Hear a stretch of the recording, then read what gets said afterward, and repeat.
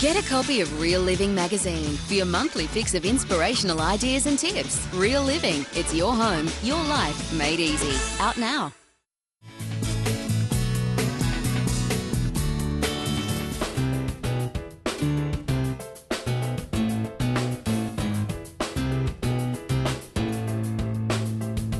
As a property mentor, I'm always teaching my clients how to make more financial and less emotional decisions when buying or selling property. A lot of people are forced to sell their properties, whereas the family behind me have had the luxury of a bit of time and they're doing some renovations which is adding real value. But I think after 3 years it's time we went in and finished off the job. This large family home has 4 bedrooms, 2 bathrooms, 3 living rooms, a study and a sunny yellow kitchen. It's got a great backyard with a pool, and Liz, the owner, is looking for an offer around $750,000. About 30 years ago, when we got married, we decided this was a nice area to live in, so we were told that this house was up for sale at only $35,000. Sounds pretty cheap compared to Very today. cheap, yeah. So we had a look at it and needed a huge amount of work, and my husband went through each room and said, oh, I can fix that, I can do that. So he's pretty good at most things, is he? Yes, he was, and he is. And so we decided to give it a go and we bought it, and pretty well we've redone every room and put 2 extensions on. Getting advice from a number of different agents about which renovation projects actually add value is really worthwhile. A lot of people get overwhelmed with the amount of work involved, but it doesn't have to be that way. All you need to do is break it down into little tasks such as painting a bedroom, and you just do 1 a month. So you've been thinking of selling for quite a few years, I gather? Yes, we have, and we've been very interested in the advice of estate agents who've suggested that if we really focus in on the federation aspect of the house, that we'd probably raise its value. So we thought we'd give that a go, and we obviously need to do a lot of painting and raise the mark there. Many people decide to sell their properties out of necessity, especially when their personal circumstances change, such as when they have a new baby and they decide they need a bit more space. Or maybe they decide to downsize when the kids leave home. But if you have the luxury of choosing when you can sell, you'll quite often find that there's more sellers in the springtime, especially when the gardens are coming into bloom and the house is looking beautiful. But if you decide to sell during the February to May period, what you may find is that there's more buyers in the market, there's less competition from sellers, and so there's a greater chance that a buyer's going to fall in love with your property.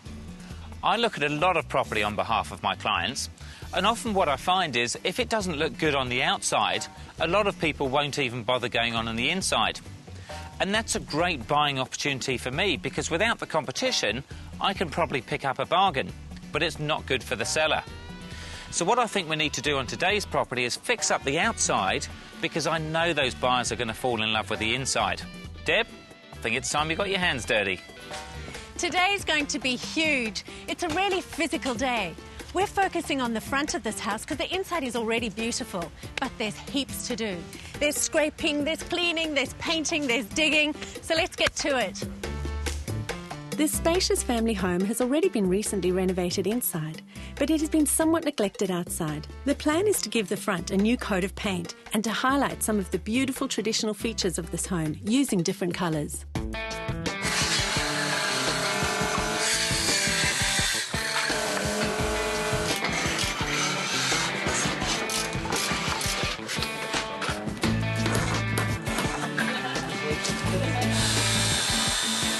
When painting your house different colours, it can be difficult to work out. So here's a great tip.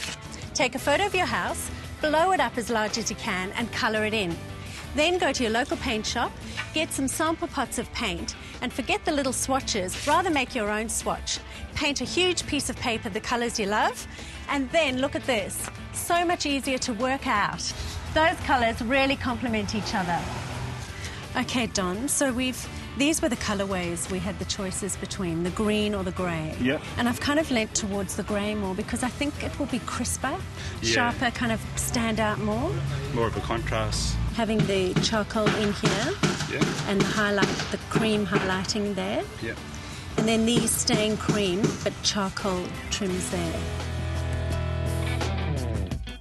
Our Dulux Weather Shield paint is really doing the trick.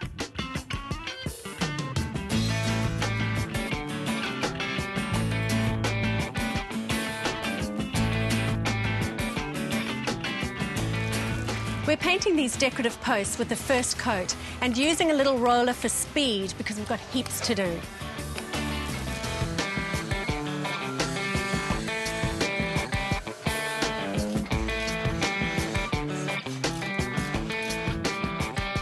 There's a lot of work going on around me. We're halfway through the painting and it's great to see our colours really working well together. The old garden beds are being ripped out and Muzza here is knocking up the railing. Our restoration's well underway.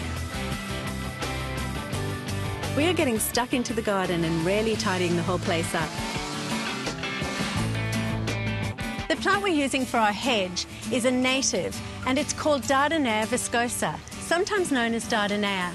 Look, initially you'd have to water this plant in quite a bit, but once it's settled down, it's a great drought-resistant plant. We're painting our door red, and you'll notice that I've got a grey undercoat. Ask your local paint shop to put a tint of grey into your undercoat because it doesn't show through like the white does. So you're putting the posts in, Murray. Can you talk me through it? Okay, the first step before you install the post is we paint the bottom of the post, and what that does, that seals the bottom of the post and stops any moisture or dampness that may want to penetrate from the ground. So what we do, the first step is we actually put these little packer nails here, and what that does is when we fix the post back to the wall, that gives it clearance. So what we've got is 3 or 4 mil clearance, which is a 3-inch nail. We then mark out using our level exactly where it's going to sit. So what the next step is, we actually glue up the back of the post. This just helps give a bit of a bond to the brickwork.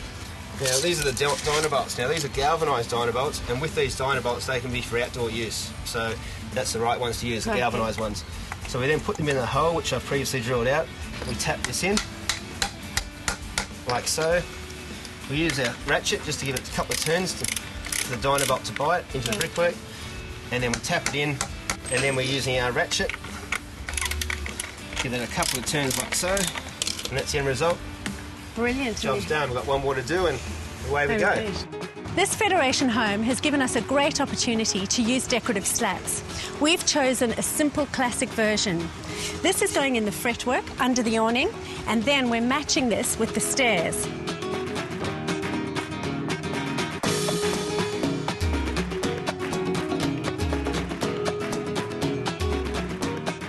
The flowers we're using are Ixora, also known as Pirate's Gold. We've chosen these because they're not going to grow too high, they're really hardy and they flower all year, but also for their unique colour. It's a beautiful gold, orangey gold. We've also kept them in their pots and we're positioning them around the bed just to make sure we're happy with where we're putting them. To complement our Pirate's Gold, we're also using lots of gardenias. They're a great plant that love full sun and smell divine.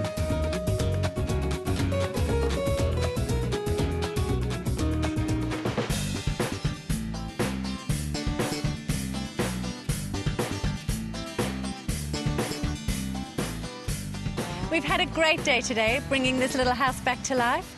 We've completed the painting, done the garden. All that's left are the numbers on the letterbox. With the inside of this property looking so great, we really wanted to restore some of the grandeur of this old home. As soon as I saw this property this morning, I was wearing my buyer's hat. And as such, I just saw the front and it just looked like there's too much work to do all the way through the property. Yeah, the property did look a little unloved. The paint was peeling and the garden was unruly.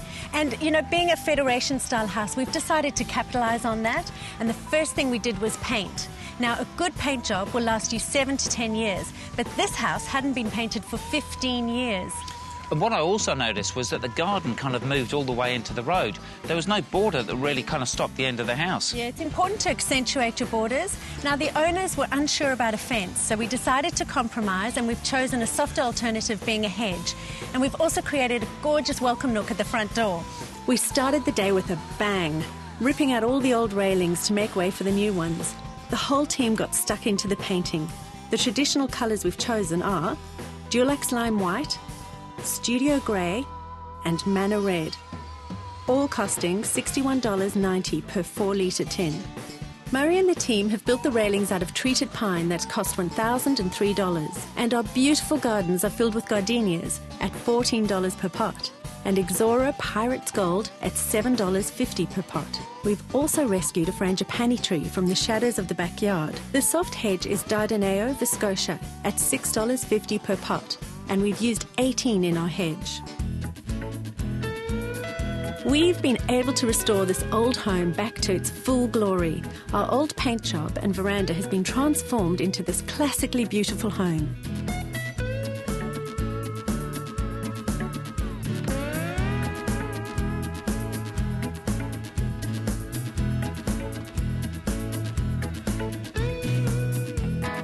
The neglected gardens have been rejuvenated with our beautiful plants. And just look at how this hedge defines this property.